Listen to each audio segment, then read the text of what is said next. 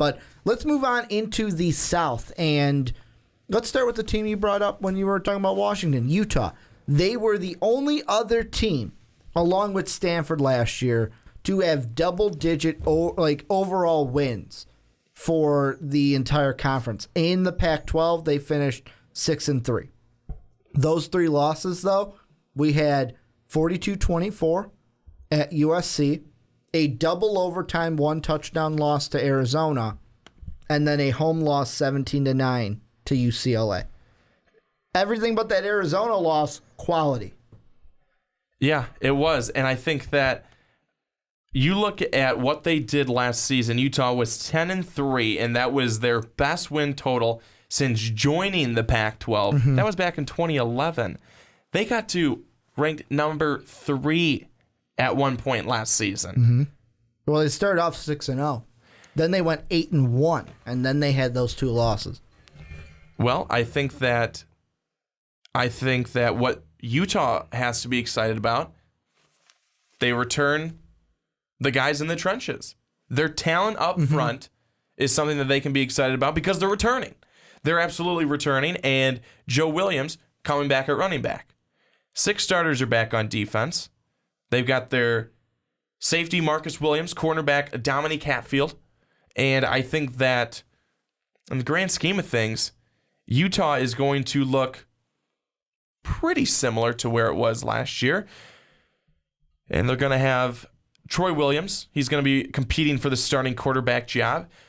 But I still think that when you look at this team and you look that its offensive line is returning, that has to be, for whoever is in there at quarterback, that is a good feeling for Utah. Now, are they a team that's going to go 10-3 again?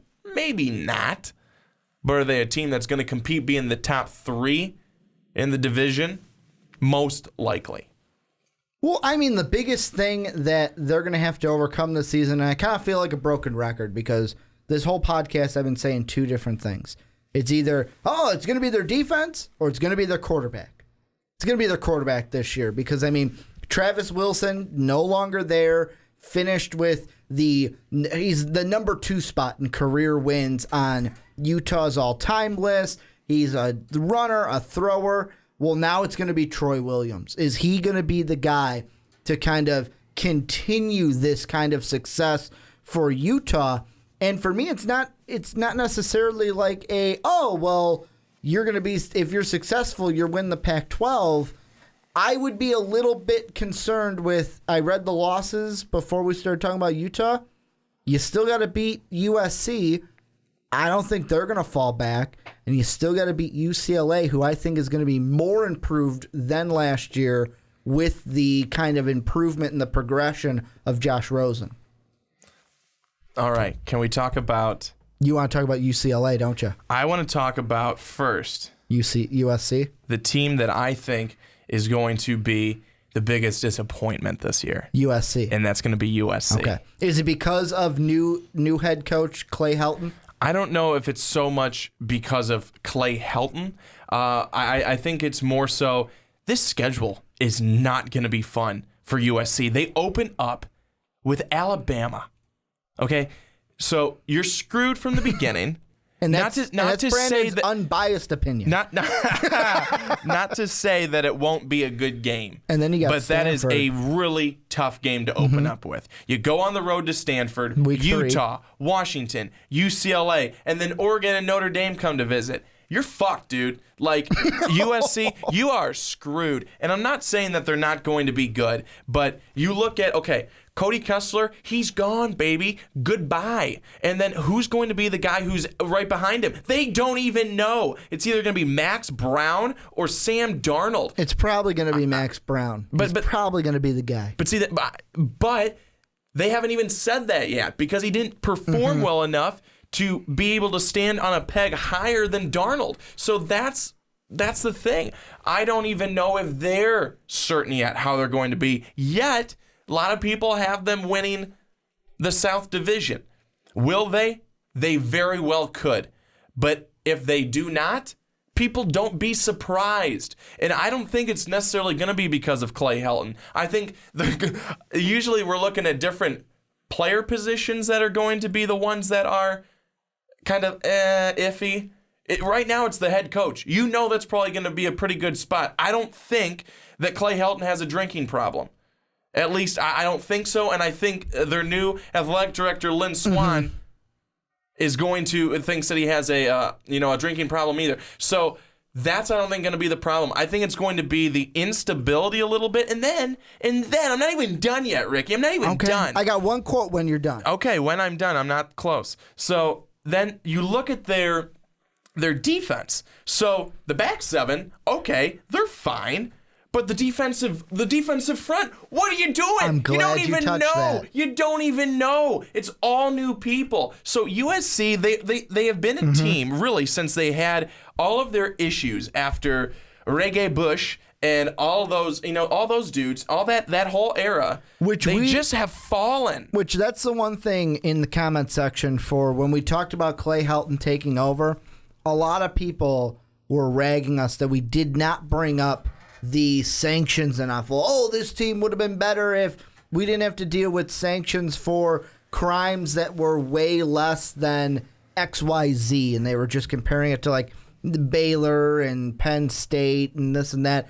But I'm looking at Athlon Sports preview for the Trojans, and their quote, like this little snippet in their final analysis, pins it exactly for the Trojans. And I quote, "There wouldn't be so much concern about a new quarterback and an inexperienced D-line if it weren't for a schedule that ranks among the toughest in the country," end quote. That's it. The schedule's tough. You got to get through that schedule. And when you have a schedule that tough, you got an inexperienced quarterback, you got an inexperienced D-line, two of the most important positions, I would say, on the football field, game over. However, I am going to give the Trojans a fighting chance, mainly because of two players who are going to be top 10 talents in the NFL when they finish this season. Juju Smith, the receiver, and Adoree Jackson. Juju Smith, just a fun name to say, and a Juju Smith-Schuster. Oh, I can't wait to see which team gets that receiver. I can't wait to see which team gets Juju. I'm hoping it's Tennessee, because I would love to see Marcus Mariota matched up with Juju on the outside. But then another guy who you have to give credit to is the part of the defense that USC is comfortable with, and that's Adoree Jackson. As a cornerback, he is a guy who can absolutely compete for any ball that's up in the air. Athleticism. He's Pure great. athleticism. He's great, and I think that if USC can shore up that front seven of the defense, I think that that's going to be huge, and I think that they're the back. It's like the back end of the rotation in baseball. The back end of the rotation's good, but who are the starters? At the front to get to the back. You know what I mean? It's kind of a terrible comparison, but it's what I came up with. It was Ricky-esque, I'd like to think, but I think that if they can really get at least some stability in that defensive line, I think that they could be good. But the reason why I really put them as the biggest disappointment is because of all the question marks. Not even on one side of the football. It's on both sides of the football. It's who's going to be the quarterback. It's, obviously you have a great wide receiver in Smith-Schuster. You have really good guys, in the cornerback position, safety position, stuff like that. But who is going to be the anchor on that defensive front? And you don't know.